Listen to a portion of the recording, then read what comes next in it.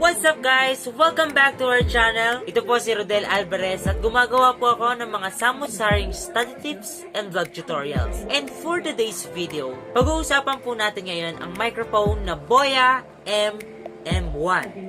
So, I know some of us po ay alam na to sa mga nagsisimula mag-vlog, sa mga naghahanap ng microphone. I think ito ay makakatulong sa inyo if naghahanap kayo ng microphone dahil i-unboxing natin ito. So, tingnan natin kung ano yung laman sa loob nito. And syempre, bago ko gawin yon, make sure na nakasubscribe ka na sa aking channel, Rodel Alvarez TV, at pakipindot na rin yung notification bell para maging updated ka sa mga bago nating video. At kung handa ka na at gusto mo nang malaman ang nasa loob nitong boya, simulan na natin.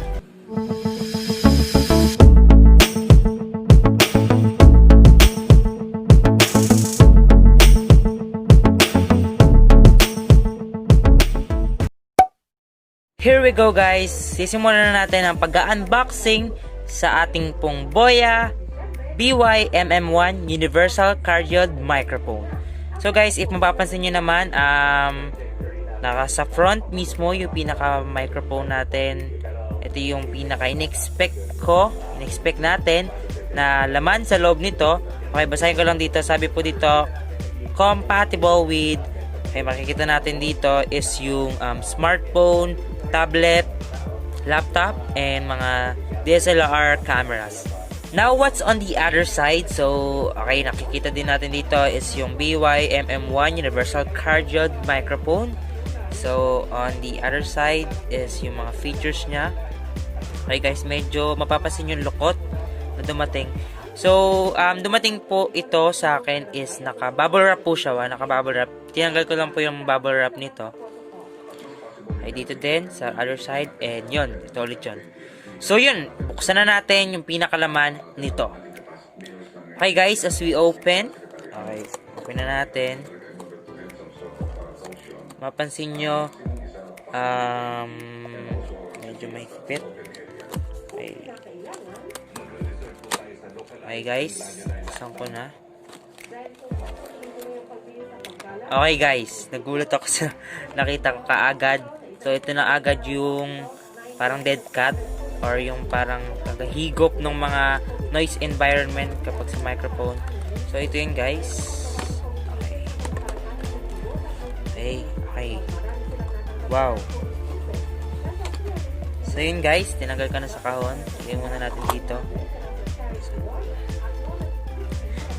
So yun guys.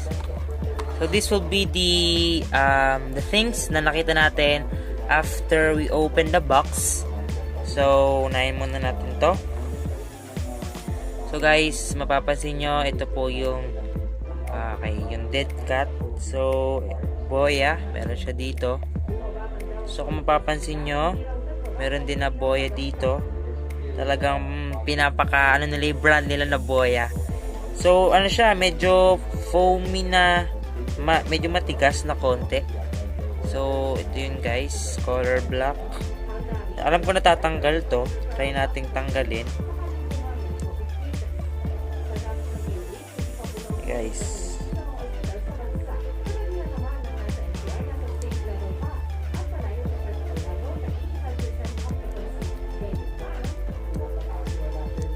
Okay guys, natanggal ko na yung pinaka dead cut nya.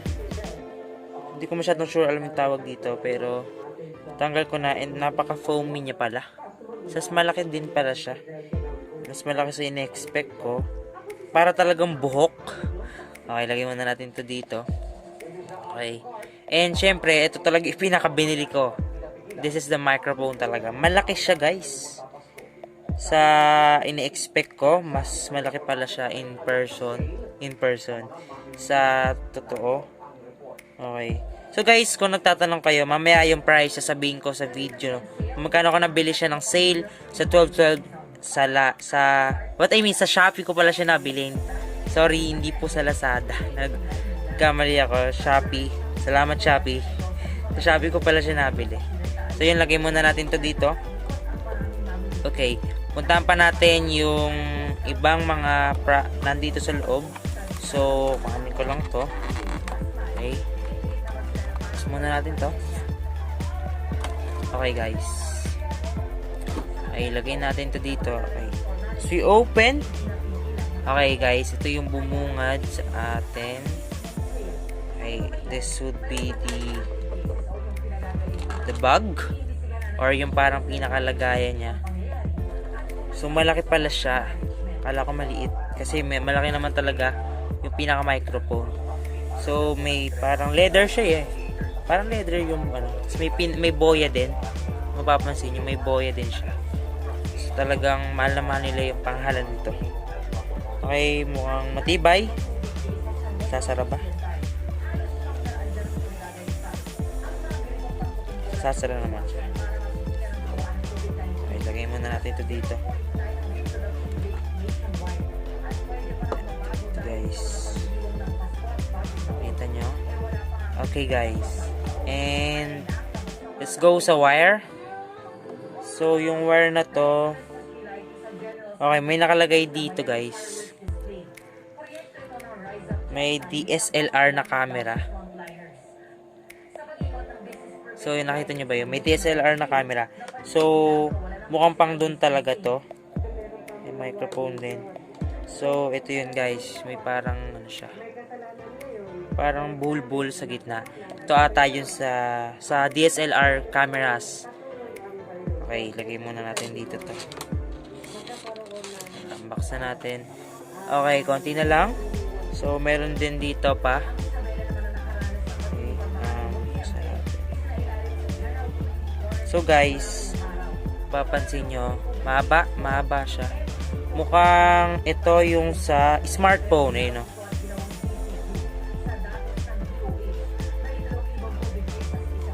So, hindi kayo malilito guys kung ano yung gagamitin nyo dahil may nakalagay talaga siya.